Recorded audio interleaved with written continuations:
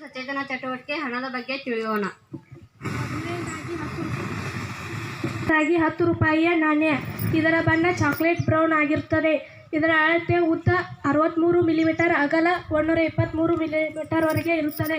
ಹಿಂಭಾಗದ ಚಿತ್ರದಲ್ಲಿ ಕೋಣಾರ್ಕ್ ಸೂರ್ಯ ದೇವಾಲಯ ಚಕ್ರ, ಇದು ಭಾರತದ ಸಾಂಸ್ಕೃತಿಕ ಪರಂಪರೆಯ ಚಿಹ್ನೆ. ಹಿಂಭಾಗದ ಚಿತ್ರದ ಮಧ್ಯದಲ್ಲಿ ಮಹಾತ್ಮ ಗಾಂಧೀಜಿಯವರ ಚಿತ್ರ, ಅಶೋಕ ಸ್ತಂಭ ಹಾಗೂ ದೇವನಾಗರಿ ಲಿಪಿಯಲ್ಲಿ 10 ಎಂಬ ಸಂಖ್ಯೆ ಇದೆ. ನೋಟಿನ ಹಿಂಭಾಗದಲ್ಲಿ ಪ್ರಾದೇಶಿಕ ವಾಟರ್ ಮಾರ್ಕ್ ಹಾಗೂ RBI ಮತ್ತು 10 ಎಂದು ಬರೆದಿರುವ ಸೆಕ್ಯೂರಿಟಿ ಥ್ರೆಡ್ ಕಾಣಿಸುತ್ತದೆ. ನೋಟಿನ ಹಿಂಭಾಗದಲ್ಲಿ 20 ರೂಪಾಯಿಯ ನೋಟು. ಇದರ ಮಧ್ಯ 29 ಮಿಲಿಮೀಟರ್ ವರೆಗೆ ಇರುತ್ತದೆ.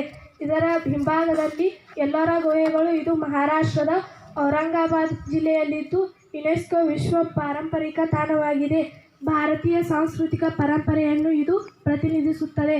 ಮುಂಭಾಗದ ಚಿತ್ರದ ಮಧ್ಯದಲ್ಲಿ ಮಹಾತ್ಮ ಗಾಂಧೀಜಿಯವರ ಚಿತ್ರ, ಅಶೋಕ ಸ್ತಂಭ ಹಾಗೂ ದೇವಕ್ಕೆ ಇದೆ. ನೋಟಿನ ಹಿಂಭಾಗದಲ್ಲಿ ಕನ್ನಡ ಸೇರಿದಂತೆ 15 ಪ್ರಾದೇಶಿಕ ಭಾಷೆಗಳಲ್ಲಿ 20 ರೂಪಾಯಿ ಎಂದು ಬರೆಯಲಾಗಿದೆ.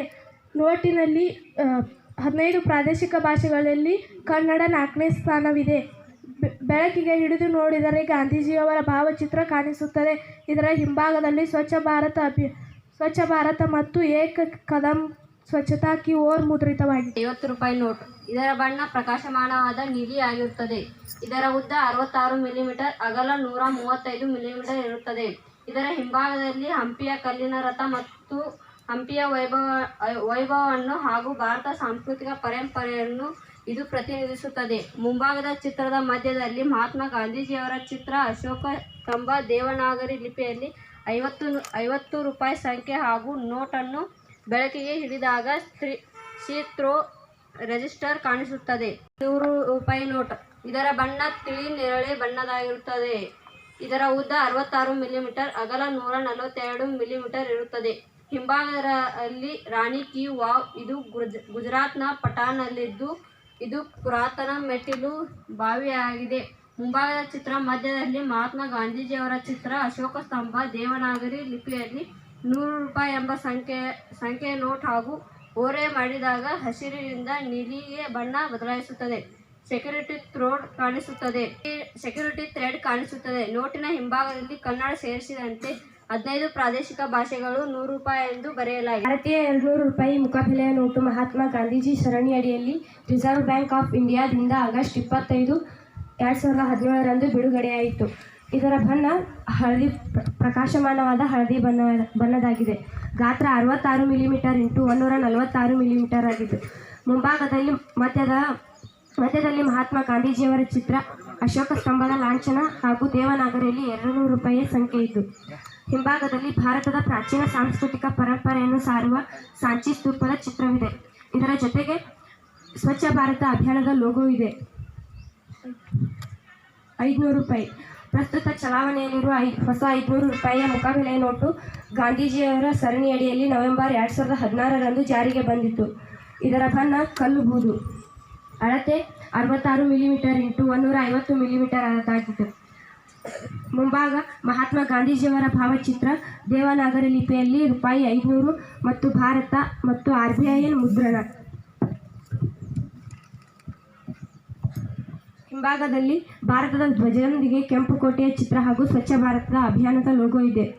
ಭದ್ರತಾ ವೈಶಿಷ್ಟ್ಯಗಳು: ಬಣ್ಣ ಬದಲಾಯಿಸುವ ಮಷಿ. ನೋಟಿನ ಕೆಳಭಾಗದಲ್ಲಿ ಬಲಭಾಗದಲ್ಲಿರುವ 500 ಸಂಖ್ಯೆಯನ್ನು ಓರೆಯಾಗಿ ಹಿಡಿದಾಗ ಹಸಿರು ಬಣ್ಣದಿಂದ ನೀಲಿ ಬಣ್ಣಕ್ಕೆ ಬದಲಾವಣೆಯಾಗುತ್ತದೆ.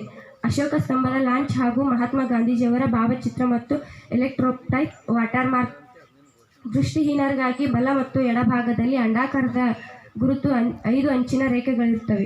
ಧನ್ಯವಾದಗಳು.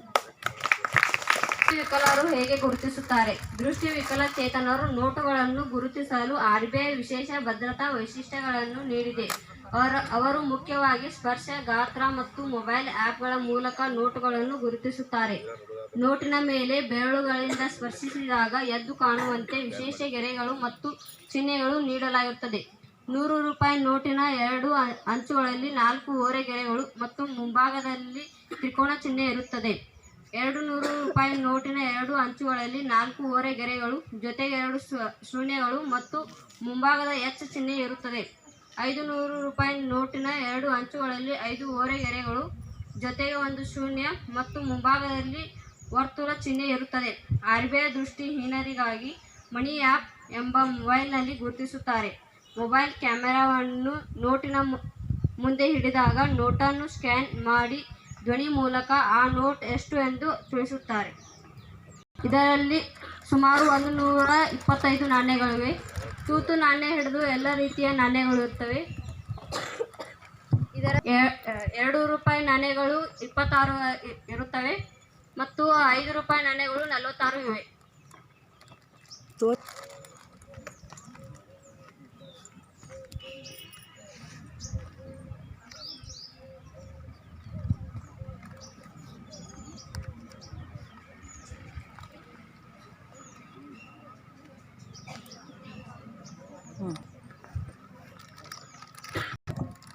ಇದು 1 ರೂಪಾಯಿ ನಾಣ್ಯ. ಇದು 2 ರೂಪಾಯಿ ಮತ್ತು 5 ರೂಪಾಯಿ ನೋಟುಗಳು. ಇದು 10 ರೂಪಾಯಿ. ಇದು ಈಗಿನ 10 ರೂಪಾಯಿ. ಇದು ಹಳೆಯ 10 ರೂಪಾಯಿ. ಇದು 20 ರೂಪಾಯಿ ನೋಟುಗಳು. ಇವು 50 ರೂಪಾಯಿ ನೋಟುಗಳು.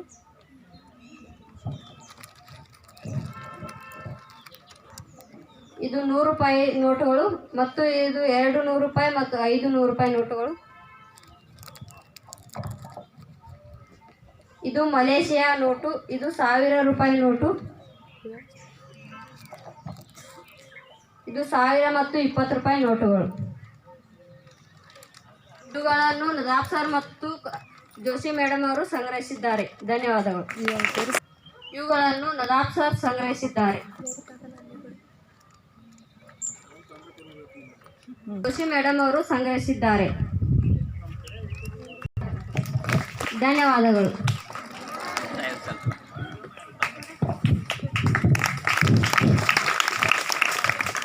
ಇಲ್ಲಿವರು ಅದರ ನಾಣ್ಯಗಳು ಬಳಕೆ ಬರೋಕ್ಕಿಂತ ಪೂರ್ವದಲ್ಲಿ ವಸ್ತು ವಿನಿಮಯ ಪದ್ಧತಿ ಜಾರಿಯಲ್ಲಿತ್ತು. ವಸ್ತುಗಳನ್ನು ಕೊಟ್ಟು ವಸ್ತುಗಳನ್ನು ಪಡೀತಾ ಇದ್ದರು. ಮೊಟ್ಟ ಮೊದಲು ಭಾರತದಾಗ ನಾಣ್ಯಗಳನ್ನು ಜಾರಿಗೆ ತಂದರು. ಬಂಗಾರದ ನಾಣ್ಯಗಳನ್ನು ಜಾರಿಗೆ ತಂದರು ಕುಶಾನರು. ಅದರ ಕುಜಲ್ ಕಡ್ ಪೀಸಸ್ ಅಂತ ಬರ್ತಾನೆ. ಅವ ಮೊಟ್ಟ ಮೊದಲು ಬಂಗಾರದ ನಾಣ್ಯ ಜಾರಿಗೆ ತಂದ. ಇನ್ನು ಇತಿಹಾಸ ದೃಷ್ಟಿಯಿಂದ ನೋಡೋದಂದ್ರೆ ಇಲ್ಲಿ ನಾಣ್ಯಗಳಿಂದ ಭಾರತದ ಇತಿಹಾಸದ ಬಗ್ಗೆ ತಿಳ್ಕೊಳ್ಳೋಕೆ ಸಾಕಷ್ಟು ಮಾಹಿತಿಗಳದಾವ. ನಾಣ್ಯಗಳ ಅಧ್ಯಯನ ಮಾಡೋದನ್ನು ನಾಣ್ಯಶಾಸ್ತ್ರ ಅಥವಾ ನ್ಯೂಮಿಸ್ಮೆಟಿಕ್ಸ್ ಅಂತ ಕರೀತಾರೆ. ನಾಣ್ಯಗಳಿಂದ ನಾವು ಇತಿಹಾಸದಲ್ಲಿ ಶಾಸನಗಳು, ಸ್ಮಾರಕಗಳು, ನಾಣ್ಯಗಳಿಂದ ಇತಿಹಾಸನ ಬರ್ದಾರ. ಆ ನಾಣ್ಯಗಳಲ್ಲಿ ಮುಖ್ಯವಾಗಿ ನಾವು ಏನೇನು ತಿಳ್ಕೊಬೋದು ಅಂತಂದ್ರೆ ಅಲ್ಲಿ ಇಸುವೆ ಇರ್ತೈತಿ. ಹಿಂದಿನ ರಾಜರ ಕಾಲದಾಗ ಯಾವ ಕಾಲದಾಗ ಅವ ರಾಜ ಈ ನಾಣ್ಯನ ಮುದ್ರಿಸಿದ ಅಂತ ತಿಳ್ಕೊಬೇಕಾದ್ರೆ ರಾಜರ ಹೆಸರು ಇರ್ತೈತಿ, ಅಲ್ಲಿ ಇಸುವಿನೂ ಇರ್ತೈತಿ. ಆ ಇಸುವಿಯಿಂದ ಎಷ್ಟನೇ ಶತಮಾನದಾಗ ಎಂಥ ನಾಣ್ಯಗಳದು, ಬಂಗಾರದ ನಾಣ್ಯ ಇತ್ತು, ಬೆಳ್ಳಿಯ ನಾಣ್ಯ ಇತ್ತು, ತಾಮ್ರದ ನಾಣ್ಯ ಇತ್ತು. ಆ ನಾಣ್ಯ ನೋಡಿದ್ರೆ ಆ ರಾಜ ಶ್ರೀಮಂತಿದ್ದೋ ಬಡವಿದ್ದ, ಆ ಸಾಮ್ರಾಜ್ಯ ಶ್ರೀಮಂತಿತ್ತೋ ಬಡವಿತ್ತು ಅನ್ನೋದು ತಿಳಿತೈತಿ. ಬಂಗಾರದ ನಾಣ್ಯಗಳಿದ್ದು ಅಂತಂದ್ರೆ ಆ ಸಾಮ್ರಾಜ್ಯ ಭಾಳ ಶ್ರೀಮಂತಿತ್ತು ಅಂತ ತಿಳ್ಕೊತೀವಿ. ಉದಾಹರಣೆಗೆ ಕನಿಷ್ಕ ಆಗಿರ್ಬೋದು ಅಥವಾ ಗುಪ್ತರ ಕಾಲದಲ್ಲಿ ಆಗಿರ್ಬೋದು, ವಿಜಯನಗರ ಸಾಮ್ರಾಜ್ಯ ಕಾಲದಲ್ಲಿ ಬಂಗಾರ ಬೆಳ್ಳಿಯ ನಾಣ್ಯಗಳಿದ್ದು. ಅದ್ರ ಜೊತೆಗೆ ಕೆಲವಷ್ಟು ಆ ರಾಜರ ಚಿತ್ರ ಕೂಡ ಇರ್ತಾವೆ ನಾಣ್ಯದ ಮ್ಯಾಗ. ಇದರಿಂದ ಇಂಥ ಎಷ್ಟನೇ ಶತಮಾನದಲ್ಲಿ ಇಂಥ ರಾಜ ಆಳ್ತಿದ್ದ ಅಂತ ತಿಳ್ಕೊಬೋದು. ಅದ್ರ ಜೊತೆಗೆ ಆ ನಾಣ್ಯದಲ್ಲಿ ನಕ್ಷೆ ಕೂಡ ಇರ್ತೈತಿ, ಆ ಸಾಮ್ರಾಜ್ಯದ ನಕ್ಷೆ ಇರ್ತೈತಿ.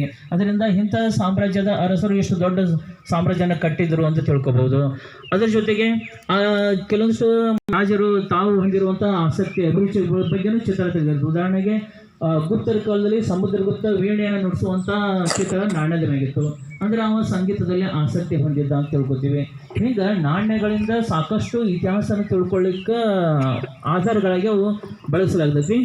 ಇನ್ನು ಬರಬರ್ತ ಏನೈತಿ, ವಿಜಯನಗರ ಸಾಮ್ರಾಜ್ಯ ಕಾಲದಲ್ಲಿ ಬೆಳ್ಳಿ ಬಂಗಾರದ ನಾಣ್ಯಗಳಿದ್ದು. ಅವಾಗೆಲ್ಲ ಆ ನಾಣ್ಯಗಳಿಗೆ ವರಾಹ, ದಮ್ಮ, ದಿನಾರ, ದುಡ್ಡು, ಚೌಲು ಹಿಂಗೆ ಬೇರೆ ಬೇರೆ ಹೆಸರಿಂದ ಕರಿತಿದ್ರು.